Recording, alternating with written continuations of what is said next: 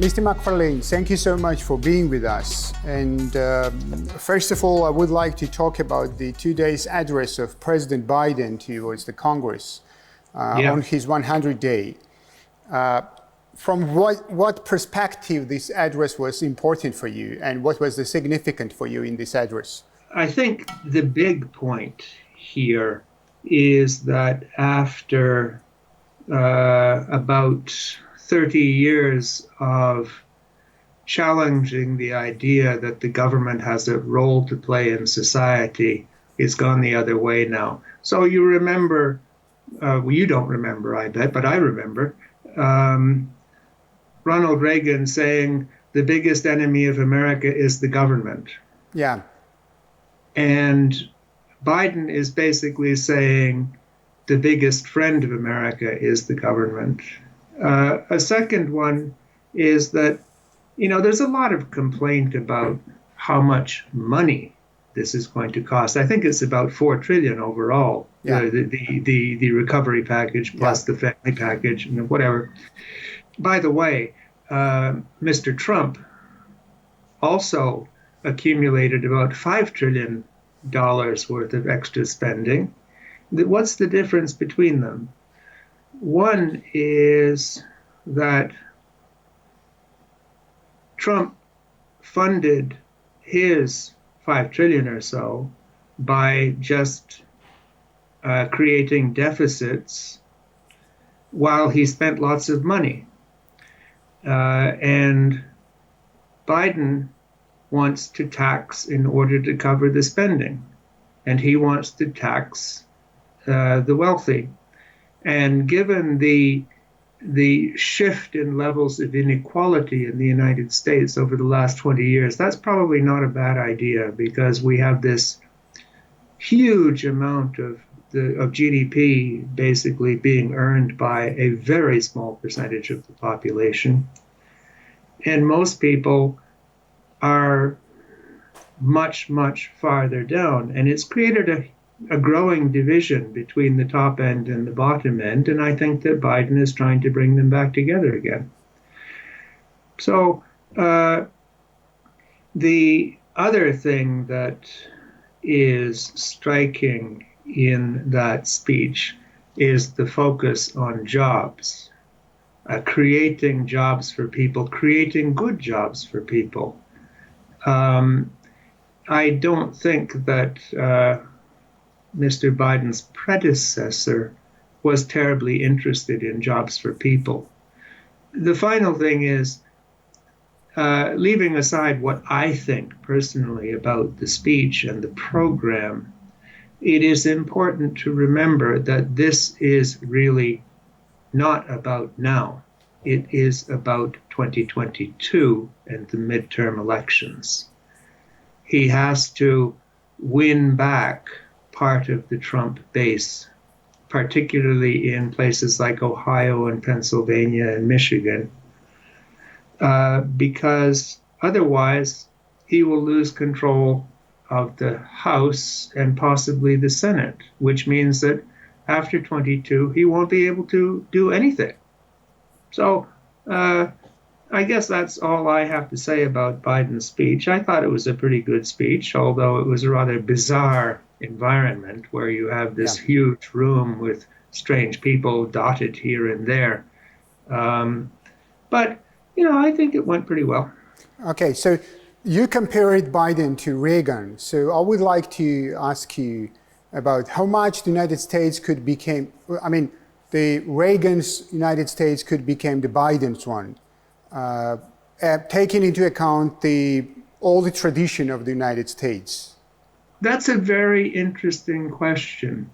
I think that the subtext of Biden's speech was essentially attempting to recreate Franklin Roosevelt's the United States, sort of jumping back a bit towards a more worker-oriented, society-oriented, welfare-oriented federal government program.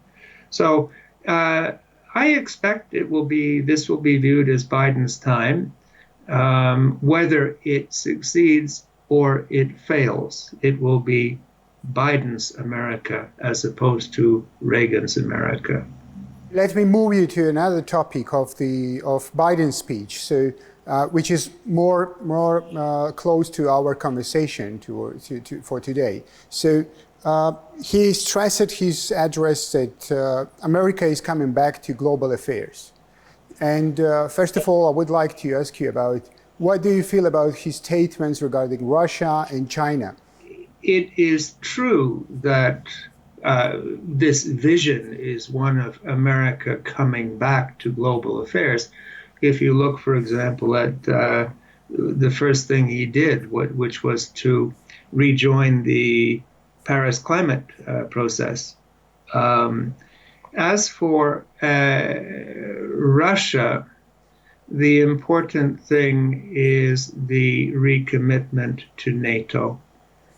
And as for China, I think basically Trump was already on board on this one, which was basically China is a growing problem for the United States, both economically, but also strategically, and notably in East Asia, the South China Sea, all of that stuff.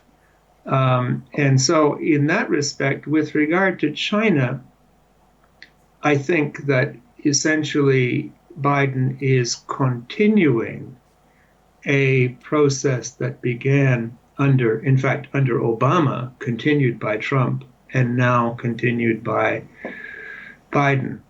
What does it all mean? I think that you will see, specifically in respect of Georgia, you will see an increasing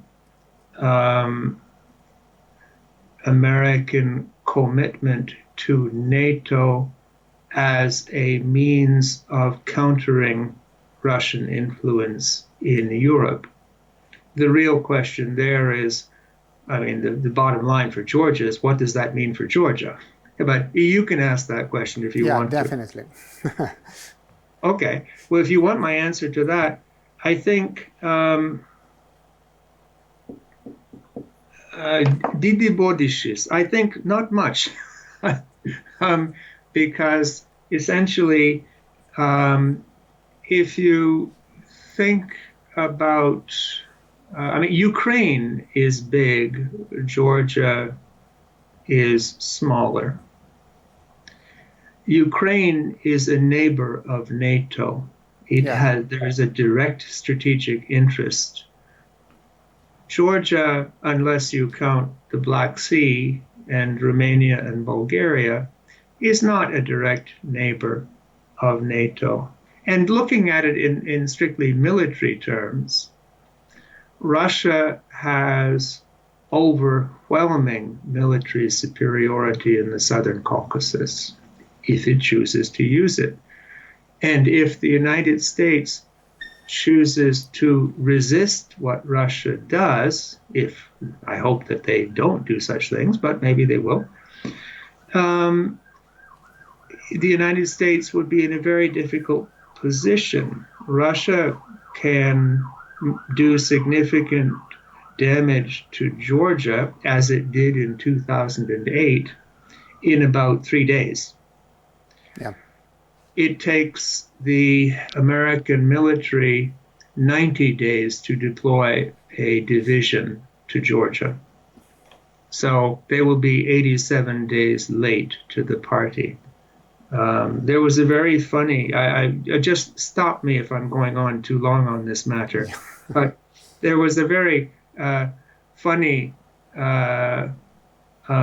passage in Condoleezza Rice's memoirs concerning August 2008, where the United States government had a National Security Council meeting the day after Russia attacked Georgia. And everybody was talking about, what should we do? What kinds of options do we have? We could bomb the Rocky Tunnel shut. We could do targeting strikes on Russian forces in Georgia and so on.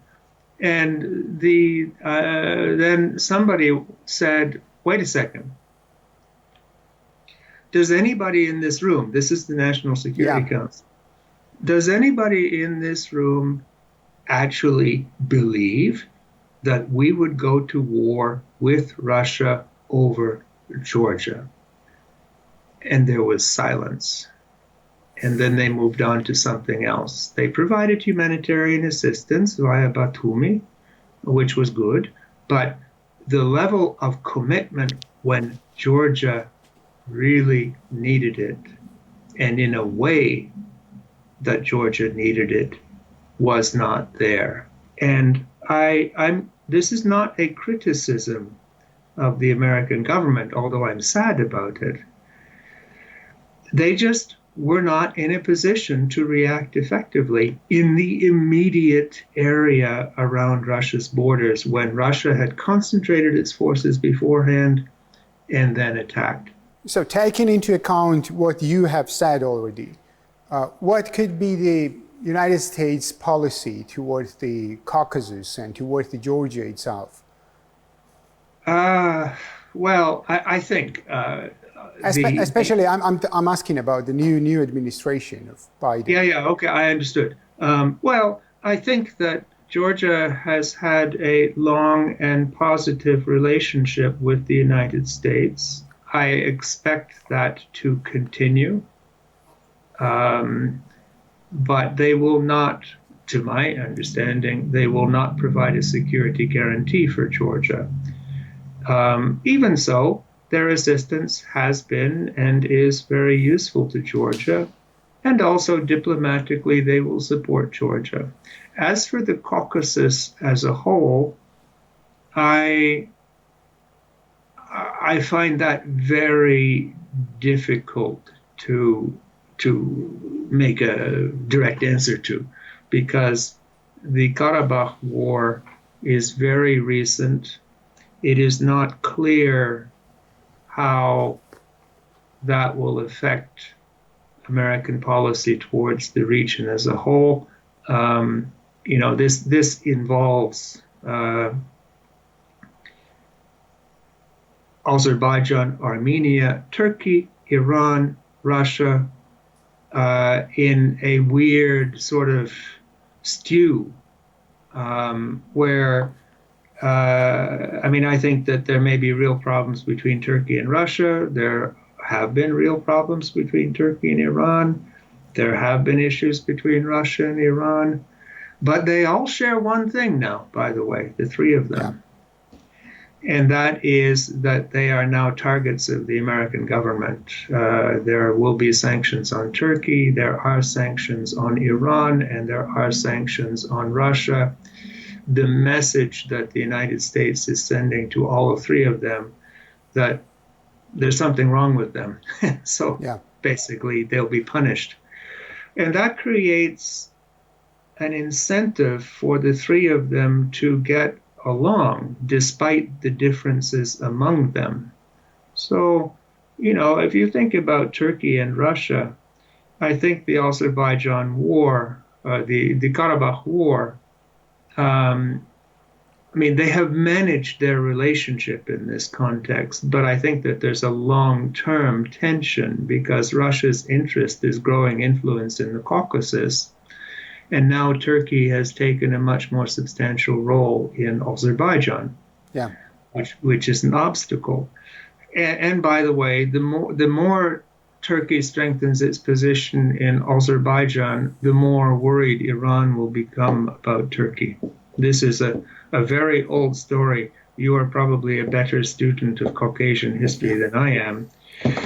But if you look at the last 500 years, 300 of them, there was significant tension between Persia and the Ottoman Empire. Definitely. And you see this, it's like listening to an old pop song on the radio. I've heard this one before. I don't quite remember what it was, but I know the tune. I know the tune here. And the third party in that historical competition was Russia. And the history of the Caucasus until 1801, when Russia basically took it over, or I don't know, 1828, somewhere in there. The history prior to that was always one of tension between the three. And the reasons for that tension were essentially geographical. It was an area in between three expanding empires. Well, what do we have now? It strikes me that it is very similar, although it is a mistake to draw direct analogies with history. But I think they're going to have problems. And one thing that is holding them together in a rather artificial way is the sanctions of the United States against all three. Yeah. So in that regard, I mean, there are, of course, the complicated relations between the regional powers here. I mean, Russia, Turkey, Iran, etc. But recently, all three of them are intensively speak about the kind of formats of cooperation, especially in the Caucasus region. So we can feel that this is kind of try from that side to withdraw the Western interests from the region. That is a very good point. The other thing that they have a common interest in is they have their own local tensions, but the one thing they don't want is another major player coming into the game. Definitely. So what could be the Western response on these kind of efforts? Because can we say that, for instance, the Biden's recognition of Armenian genocide was somehow related to this issue? I don't wish to sound cynical, although people have accused me of that in the past. I think that the Biden issue was purely domestic. It's about California, it's about New Jersey, and it's about Michigan, and it's looking towards 2022. Yeah. I mean, we can have our arguments about whether 1915 was a genocide. I happen to believe that it was.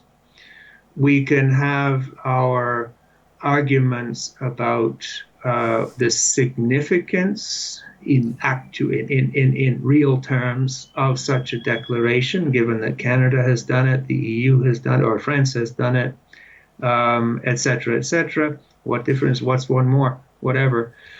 But I think at the end of the day, I think that this was domestic politics in the United States, and consequently, I doubt that it has any direct implications in terms of American policy in the Southern Caucasus. This sounds kind of pessimistic about the Western involvement in the Caucasus region. What do you can say about it? Well, I'm sorry to sound pessimistic. I have worked on Georgia and the Caucasus for 35 years now. And I have always been skeptical of the West's intention to and commitment to radical engagement in the Caucasus. I think that the United States and the EU and NATO have had a concern that the three countries of the Southern Caucasus develop in a democratic direction and that they develop good relations with the West. But in terms of what we've just been talking about, the three regional power circle around the three republics of the Southern Caucasus, I don't think that the West is going to solve any problems that come from that for you in a military way. And I mean, I've always thought that, I mean, Georgia, since you're in Georgia, we're talking in part about Georgia. I think that if you think about Georgia's looking out to the West and looking into itself and looking north towards Russia and south towards Turkey and Iran. And Georgia is in a difficult position, geopolitically, economically, socially, culturally. It's in a difficult position with COVID now. The government has a lot of challenges. To me, the focus, it's not my role to tell the Georgian government what to do, by the way. But I think, and I've said for a long time, that the Georgian government has things that it cannot control and cannot influence. It has things that it cannot control but can influence. And it's things that it does control itself and can influence itself. The last one is where I think the emphasis should be, which is on the domestic political system and economic situation of Georgia and social and health and education system in Georgia.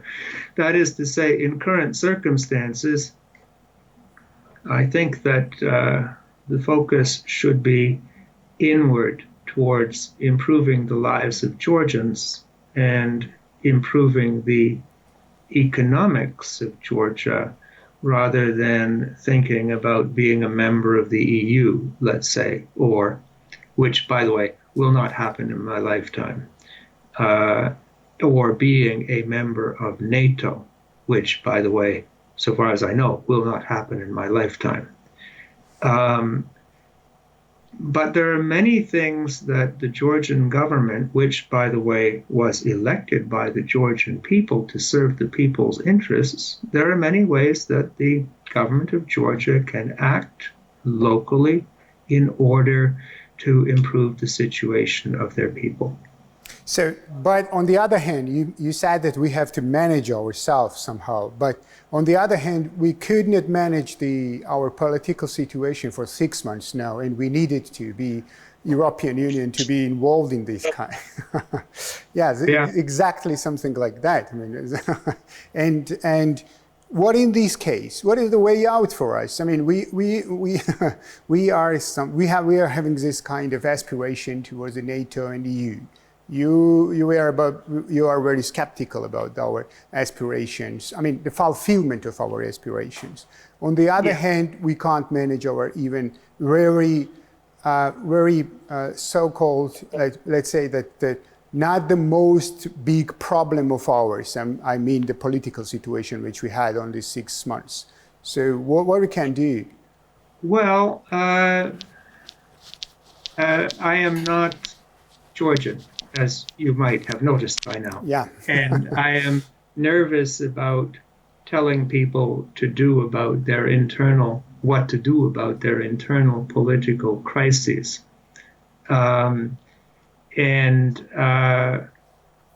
Also, I do international relations. I don't do domestic politics. You should ask Stephen Jones about this. But anyway, as for me, if you look at 6 months now since the election, give or take, part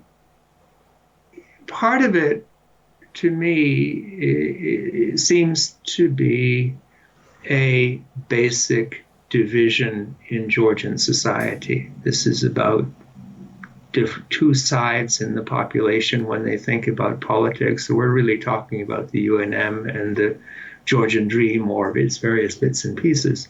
It seems to me the only way that is going to go away, and that's a long-term phenomenon, is if the government uses the resources available to it to actually address people's needs.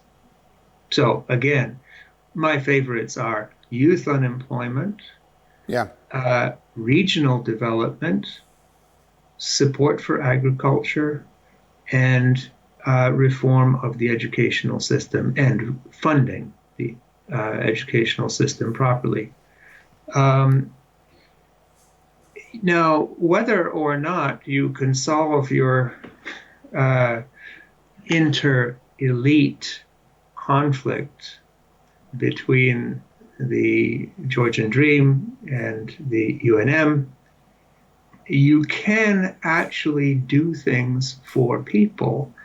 And that might actually tip the balance at the societal level, providing greater unity and support for the Georgian government, whichever government that it is. By the way, I do not take sides in Georgian political issues. And this will require patience. It will require, well, the English word is forbearance. I'm not sure what forbearance is in Georgian. Just focusing on the targets and getting on with that. Much of it is very boring stuff. It's much more boring than talking about NATO or Turkey or Russia. But I think if a stable, peaceful, democratic, and equitable society is going to be built in Georgia, that will be the way it will be built. And it will not be by waiting for Brussels, whichever Brussels you're talking about, the NATO one or the EU one. Yeah, and I don't think it will be by creating some grand compromise between the Georgian Dream and the United National Movement. That would be very difficult. But on the other hand, it might make sense to avoid things that make it worse. Or avoid what we call in football own goals. I think, for example, the prosecution of Melia was an own goal on the part of the government. But that's just my opinion, and I'm getting into very hot water very quickly, so let's move on. Okay, so let's go back to the foreign policy somehow. I mean, what about the involvement of the EU with the mediation of the Georgia's internal policy? Could it be somehow the illustration of its interest? I mean, the EU's interest towards the Georgia or Western interest, or somehow to try to be presented in the Caucasus. I mean, to present its interest in Caucasus. Yeah, I think that's right. There is in the EU a lot of goodwill towards Georgia. Georgia, from an EU perspective, and despite its current difficulties, Georgia has done pretty well with the Eastern Partnership and pretty well with the association agreement. It's implementing the provisions of the visa liberalization agreement properly. In other words, it is a model for the kinds of things that the EU wants in the Caucasus. And so they want it to work, and they have an interest in it working. And also, if you look at the European security strategy, one of the major pillars of that strategy is stability in the neighborhood. And Georgia is part of that neighborhood. And Georgia is in its own funny way. And despite the internal political difficulties, Georgia is an island of stability in a rather problematic region. If you think about Armenia currently, Azerbaijan, and the tensions and relations between those two, and you spend enough thinking about that, and going there, and you go back to Tbilisi, you say, hooray, I'm finally in a normal place. So I think the mediation is very genuine, and it is motivated by goodwill towards and appreciation of Georgia. But to go back to my earlier point, we have a was it paslovitsa in Russian, I guess, in English. You can draw a horse to water, but you cannot make the horse drink. And in this context, you can mediate all you want between the UNM and the Georgian Dream, but if they are not willing to, both sides, to make compromises in order to generate joint political action in Georgia, the EU could spend a very long time at this and there would be no result. I mean, the fundamental question here is whether the parties in your internal political difficulties want or are willing to do what is necessary in order to normalize the situation. If they are not willing to do so, then EU mediation, US mediation, hey, why not Chinese mediation? It won't matter. Definitely. So let me ask you this kind of question. I mean, if we think about the mediations and the document itself, the explanation from the European side was that the document's aim is somehow to share the power between the political groups. My question is that political groups are actually to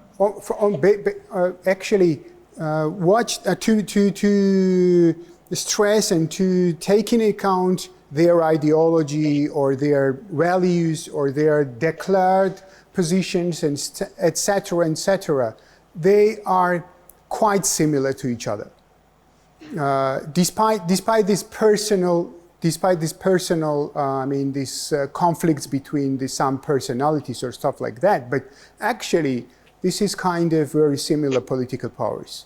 So what does it mean to share the power between the same figures? Is it really very technical issue? There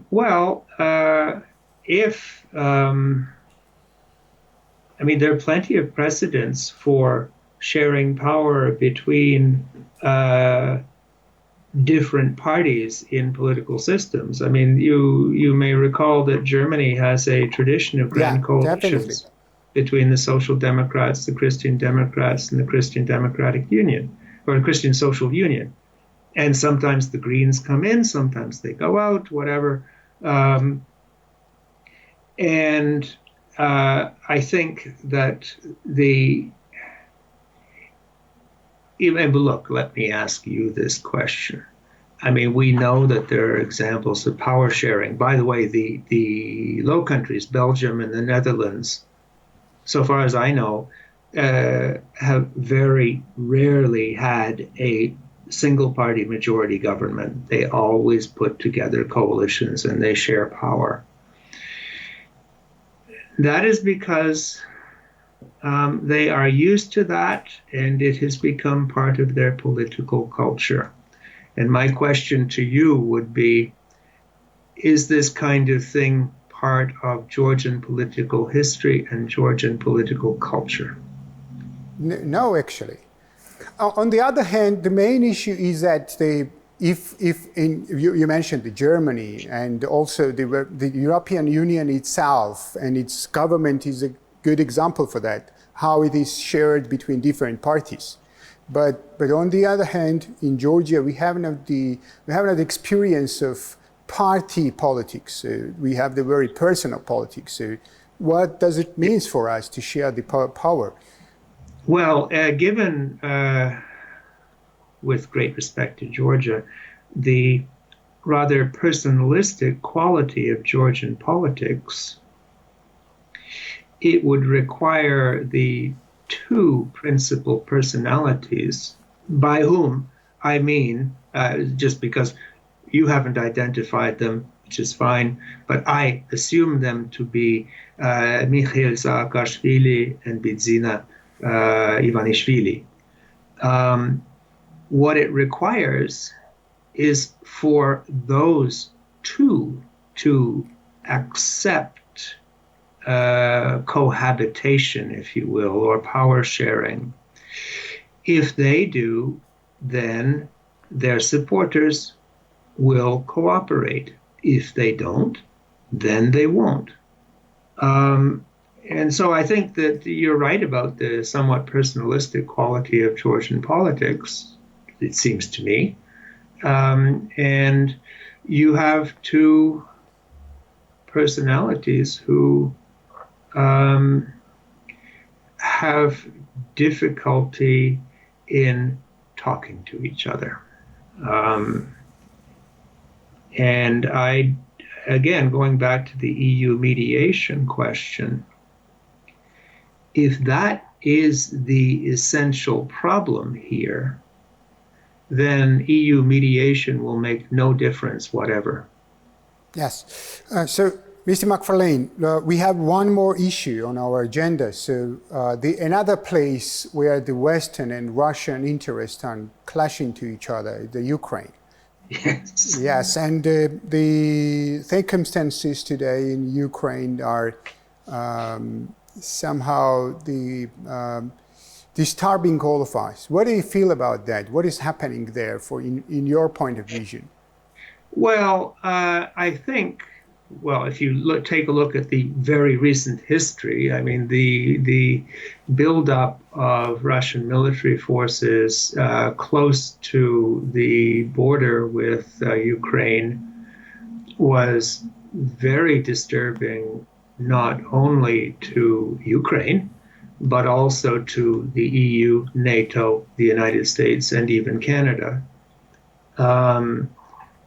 People were worried that this was a precursor to a new war, if you will, or a new intervention, whatever, invasion, more little green men, who knows, whatever.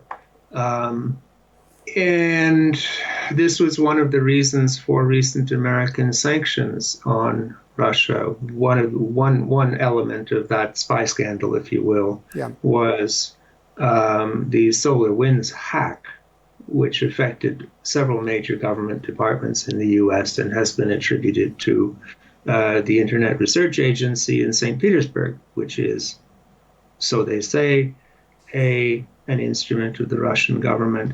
The other one was Ukraine. And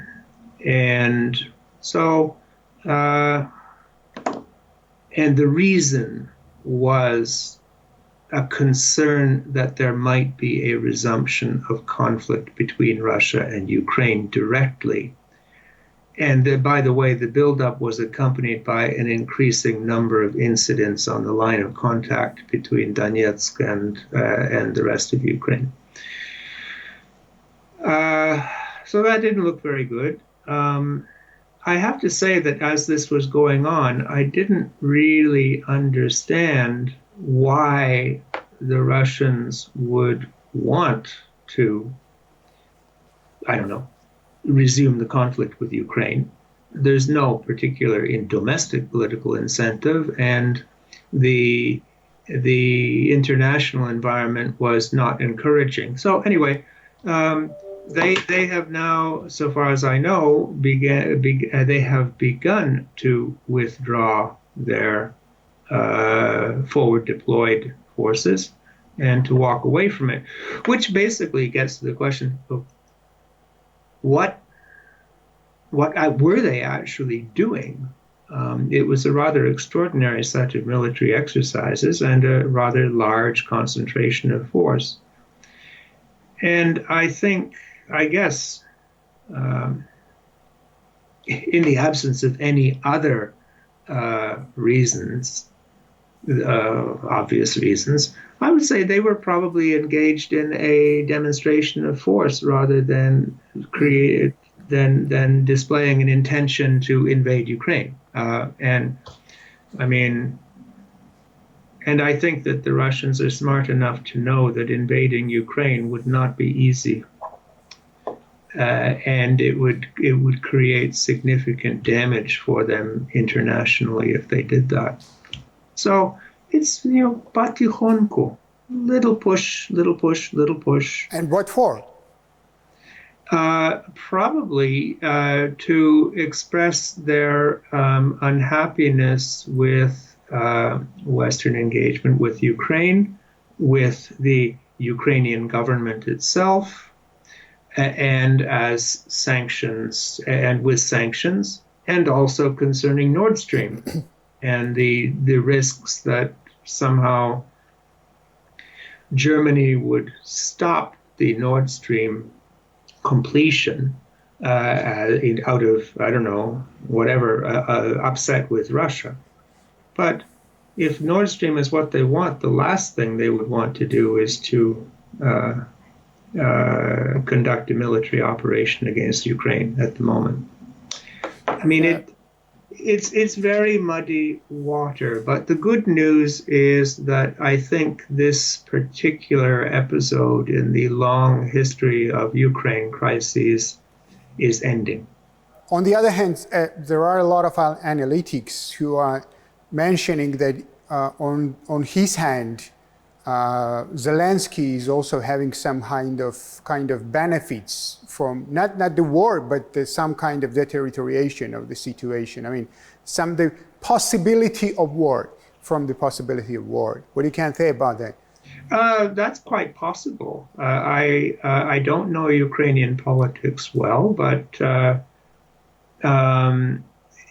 we do know historically that when a domestic leader is in trouble, it is sometimes useful to have a sense of threat from outside because it causes a movement of support for the leader.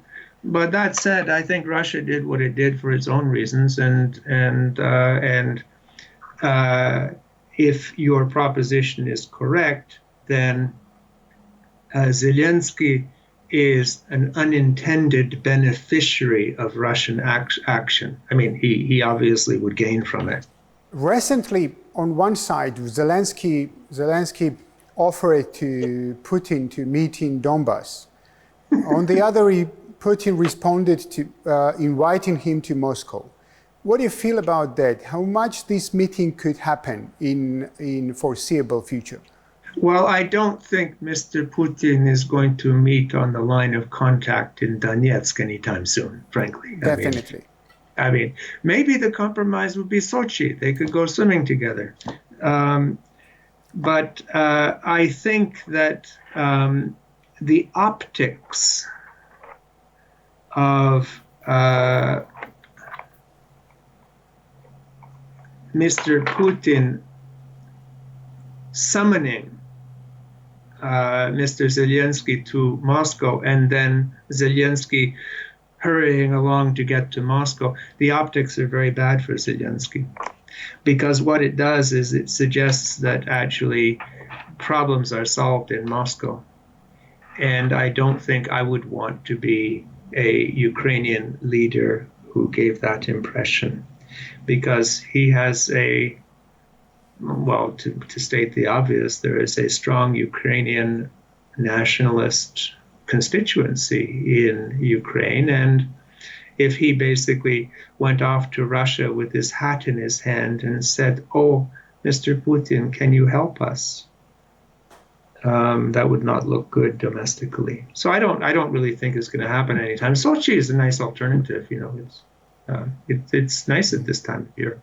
And you see, actually, the one more example for the to express the deterioration of the relations of West and especially the United States and Russia is kind of this spy scandal. You also mentioned that, and withdrawal or an explosion of diplomats from different countries. We have in Czechia, we have in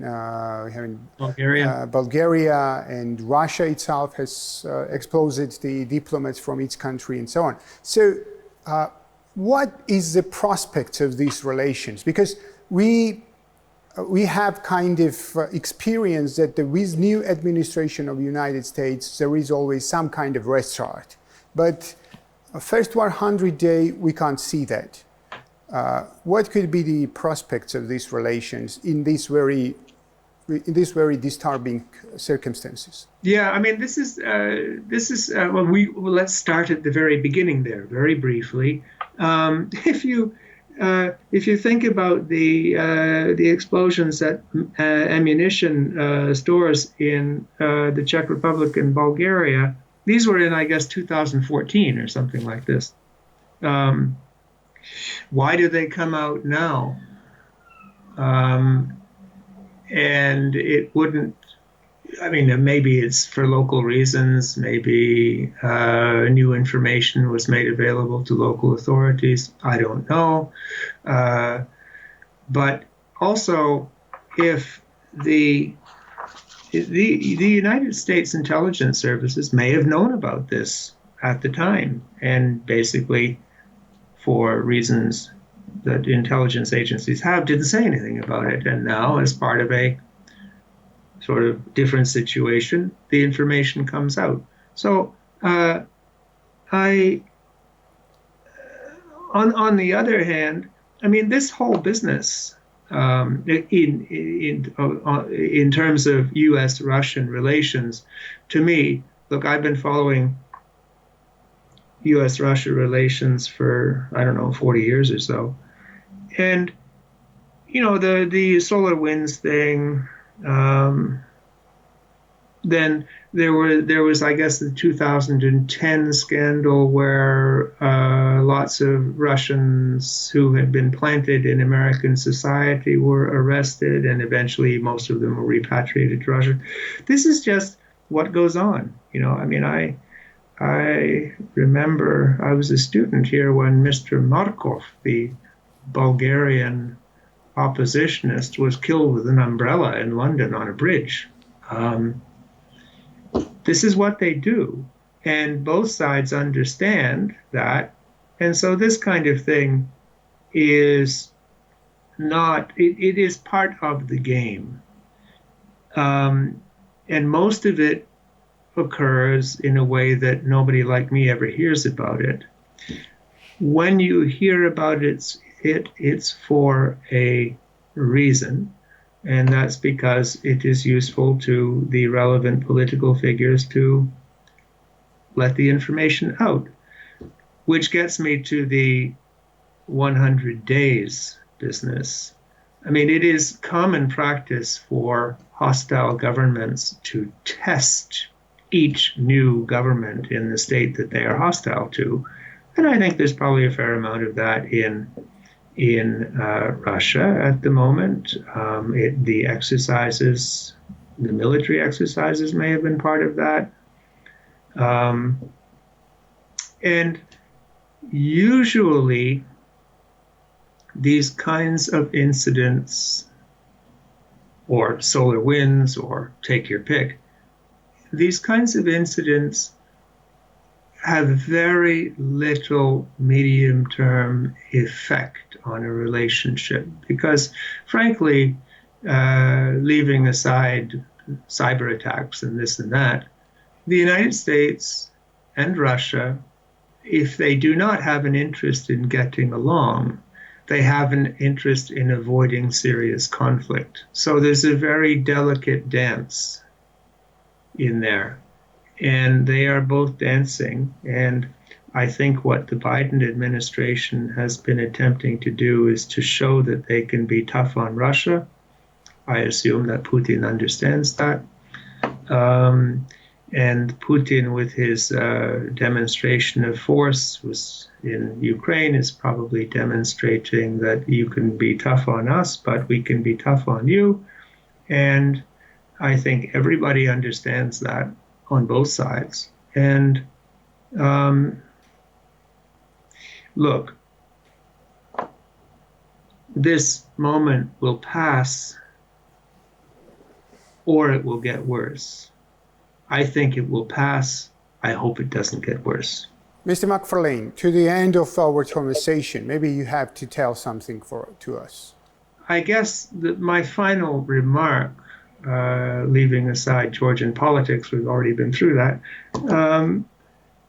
is that we have not discussed the pandemic at all, which is fine.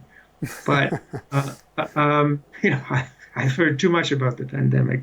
But I think that I gather things are not going very well in Georgia in relation to COVID-19. And I gather that the vaccination program has begun, but it's slow.